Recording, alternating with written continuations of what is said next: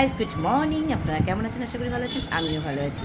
যাই হোক, আজকে একদম ঠাঠা রৌদ্রু দিয়েছে, বুঝতেই পারছেন। জানলা দিয়ে মানে ফেটে ঘরে ঢুকছে, এরকম রৌদ্রু আজকে। তো কী বলবো, ওয়েদারটা এরকম। বর্ষা তো পড়েই গেছে, বৃষ্টি আসছে, কালকেও বৃষ্টি এসেছিলো, কিন্তু সেইভাবে বৃষ্টি হচ্ছে না যেভাবে মানে দরকার।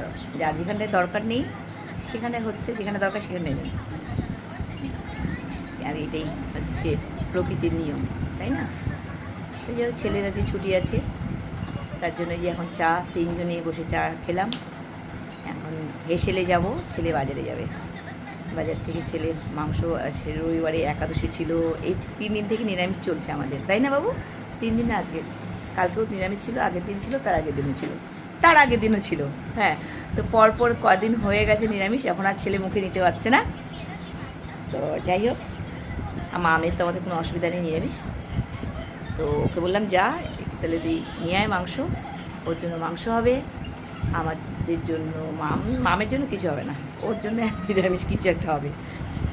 ও মাছ মাংস কোনোটাই ভালোবাসে না, ওর জন্য ভাজা হবে, ভাজা, যে কোনো একটা ভাজা রাখতে হবে আমাদের, তাই তো মাম? তো এই হচ্ছে মেনু। আর এখন বসিয়েছি আমি ঘুগনি, সকালে ব্রেকফাস্ট করবে ওরা, তো একটু ঘুগনি। রুটি দিয়ে খাবি না বাবু? ইসে দিয়ে খাবি, মুড়ি দিয়ে খেয়ে নে। আবার রুটি করতে ইচ্ছা করছে না, গরম। ঘুগনি, ছোলা, ছোলা, হ্যাঁ। তো ওটা মুড়ি দিয়ে খেয়ে নে, ভালো লাগবে। একদিন খেয়েছিলাম, ভালো লেগেছিল, মনে আছে? রাজ খায় তো মাঝে মাঝে ওর ইসেতে, ক্যান্টিনে, না বাবু?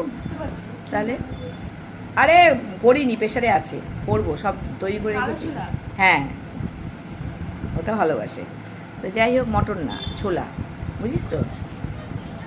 তো এই ঘুগনি করবো এখন, ওটা টিফিনটা করে ছেলে বাজারে যাবে, তারপরে রান্না। আমাবুচি মনে কালকে শেষ হবে, বুধবার, তাই তো শুনেছি বাবার কাছে, আবার শুনে নিতে হবে। তো আমিও পূজা পাঠ দিতে পারছি না, আর কী বলবো। আজকে বাবু পুজো দিবি, তো এই হচ্ছে ব্যাপার। তাহলে পরে দেখা হচ্ছে শর্ট ভিডিওতে, রাখছি, টাটা। লাইক, কমেন্ট, শেয়ার করতে ভুলবেন না। বড় হলে আমার প্রণাম নেবে, ছোটরা অনেক ভালোবাসা আনবে। টাটা।